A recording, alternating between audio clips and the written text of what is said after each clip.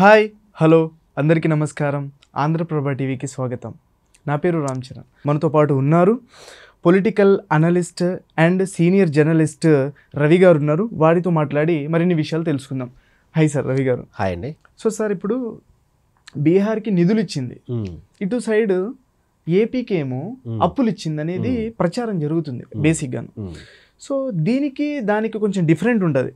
అవును, నిధులు అనేది వేరు, అప్పు ఇవ్వడం అనేది వేరు. అవును. సో ఈ కేంద్రం అసలు ఎలా ఆలోచిస్తుంది అంటే మిగతా రాష్ట్రాలు కూడా కొంచెం సరైన స్థితిలో బడ్జెట్లో న్యాయం జరగలేదనేది కూడా మ్యాటర్. సో ఏంటి సార్ అసలు ఇదే విషయంలో బీహార్కే ఎందుకు నిధులు ఎక్కువ ఇచ్చింది? సో సెంట్రల్ గవర్నమెంట్ అంటే బీజేపీ ప్రభుత్వం బీహార్కి ఎక్కువ నిధులు ఇవ్వడానికి మొదటి కారణం రాబోయే రోజుల్లో అక్కడ ఎలక్షన్స్ ఉన్నాయి. ఆ ఎన్నికల్లో ఖచ్చితంగా బీజేపీ విజయం సాధించాల్సిన పరిస్థితి ఏర్పడింది. ఆ విజయం కోసం అక్కడి ఓటర్లని ప్రసన్నం చేసుకునేందుకు అక్కడికి ఎక్కువ నిధులు ఇచ్చింది. ఆ నిధులు ఎందుకంటే వేరే రాష్ట్రాలతో పోలిస్తే బీహార్ బాగా వెనకబడిపోయింది. సో కాబట్టి వాళ్ళకి నిధులు ఇచ్చి వాళ్ళని ప్రోత్సహించాలని ఆ విధంగా నిధులు ఇచ్చారు. సో వాళ్ళు కొంచెం డెవలప్మెంట్ అయిపోయిన తర్వాత వాళ్ళకు కూడా గ్రాంట్స్ వస్తాయి, వాళ్ళకు కూడా అప్పులు ఇస్తారు. సో ప్రస్తుతం అనేవి అప్పులు ఇచ్చే పరిస్థితి లేదు కాబట్టి వాళ్ళు ఇంకా వేరే రాష్ట్రాలతో పోలిస్తే వాళ్ళని కూడా డెవలప్ చేయాలనే ఉద్దేశంతో వాళ్ళు నిధులు ఇచ్చింది అనమాట. సో ప్రతి సంవత్సరం సెంట్రల్ గవర్నమెంట్ ఇలా ఒక రాష్ట్రాన్ని చూస్ చేసుకుని వాళ్ళకి నిధులు ఇవ్వటం చేస్తూ ఉంటుంది. సో ప్రస్తుతం మనకున్న పరిస్థితుల్లో ఏపీకి నిధులు కావాలి, అలాగే అప్పులు కూడా కావాలి. సో ఇప్పుడు వాళ్ళు ఏం చేశారంటే వాళ్ళు కేవలం అప్పులు మాత్రం ఇస్తున్నారు. ఈ అప్పులు మనం సద్వినియోగం చేసుకుని ఫుల్ఫిల్ చేసుకుంటే రేపు రాబోయే రోజుల్లో మరిన్ని గ్రాంట్స్ ఇచ్చే అవకాశం ఉంది. సో అదంతా మన మీదే ఆధారపడి ప్రస్తుతం ఇక్కడ ఉన్న నాయకుల మీద ఆధారపడింది. చంద్రబాబు నాయుడు కూడా అదే చెప్పారన్నమాట. సో గత ప్రభుత్వం చేసిన వైఫల్యాల వల్లే మనకి రావాల్సిన స్థాయిలో అప్పులు కానీ గ్రాంట్స్ కానీ రావటం లేదు, కంపెనీలు రావటం లేదు అన్నారు.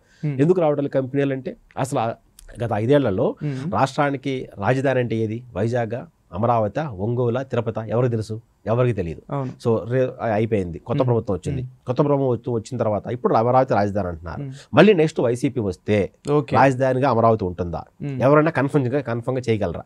కన్ఫర్మ్ చేయిస్తే చాలా మంది వచ్చి పెట్టుబడులు పెడతారు. సో ప్రస్తుతం ఏపీలో అలాంటి సిచ్యువేషన్ ఉంది కాబట్టి ఆ సిచ్యువేషన్ని పక్కన పెట్టి ఏపీకి రాజధాని అమరావతి, ఇక్కడ పెట్టుబడులు పెట్టుకుంటే మీ పెట్టుబడి ఎక్కడికి పోదు, రూపాయికి 10 రూపాయలు అవుతుందనే భరోసా ఇప్పుడున్న ప్రభుత్వం అక్కడ ఇవ్వాలి. చంద్రబాబు ప్రస్తుతం అదే పనిలో ఉన్నారన్నమాట. అంటే ఆ భరోసా ఇస్తున్నారు. సో మేమున్నాం, రండి పెట్టుబడులు పెట్టండి, మీ పెట్టుబడికి ఎలాంటి డోకా ఉండదు. సో ఇలా ఎందుకు డెవలప్ అవుతుంది, మీరు ఎందుకు పెట్టుబడి పెట్టాలి? ఇక్కడ పెట్టుబడితే హైదరాబాద్లో పెట్టుబడి పెడితే, బెంగళూరులో పెట్టుబడి పెడితే, చెన్నైలో పెట్టుబడి పెడితే, అమరావతిలో పెట్టుబడి పెట్టడం ద్వారా మీకు వచ్చే లాభాలేంటి? ఇవన్నీ ఒక సిస్టమేటిక్గా రెడీ చేసుకుని దావోస్లో చెప్పొచ్చారు. దావోస్ సంబంధించిన కొన్ని ఆయన చెప్పిన దాని ప్రకారం ప్రస్తుతానికి తెలంగాణతో పోలిస్తే ఏపీకి అంతగా పెట్టుబడులు రాలేదు. దావోస్ మీటింగ్ లో ఏపీ కంటే తెలంగాణకి ఎక్కువ వచ్చింది. తెలంగాణ ఎక్కువ వచ్చింది. దానికి కారణం ఏంటంటే తెలంగాణలో ఆల్రెడీ ఎస్టాబ్లిష్డ్ క్యాపిటల్ ఉంది. సో గత 60 సంవత్సరాల నుంచి హైదరాబాద్ ఎంత డెవలప్మెంట్ చూసుకోవచ్చు. ఇక్కడ వెల్ ఇన్ఫ్రాస్ట్రక్చర్ ఉంది, ఇంటర్నేషనల్ ఎయిర్పోర్ట్ ఉంది, ప్లస్ అన్ని వసతులు ఉన్నాయి. కానీ ఇప్పుడు అమరావతిలో ఆ పరిస్థితి లేదు. ఆ పరిస్థితి ఇంకొక 3 ఏళ్ళకి రావచ్చు. వచ్చిన తర్వాత పరిస్థితిలో మార్పు వస్తుందంటారా సార్? 3 ఏళ్ల తర్వాత అమరావతి మరో ఫైనాన్షియల్ డిస్ట్రిక్ట్ అవుతుందనే అది అనుకోవచ్చు. అంటే హైదరాబాదు ఇప్పుడున్న పరిస్థితి రావడానికి 60 ఏళ్ళు పట్టిందండి. 60 ఏళ్ళు పట్టింది.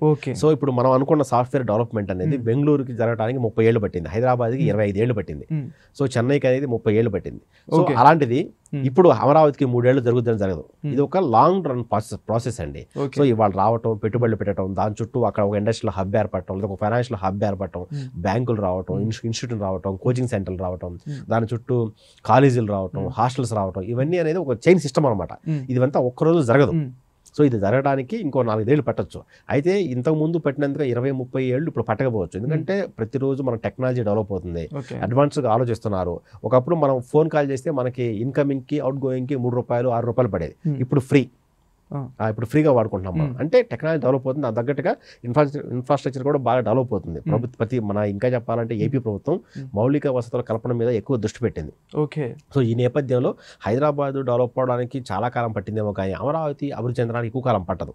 మహా అయితే కరెక్ట్ ఇప్పుడున్న సిచ్యువేషన్లో ఇదే విధంగా పనిచేస్తే ఖచ్చితంగా 2 ఏళ్లలో పెద్ద కంపెనీలు అమరావతి రాస్తాయి. అని ఇప్పటి వరకు ఇంకా చెప్పాలంటే ఒక మైక్రోసాఫ్ట్ కానీ ఇలాంటి పెద్ద కంపెనీలు ఒక్క కంపెనీ వచ్చి పెట్టి చూడండి, దాని రిజల్ట్ వేరే ఉంటుంది.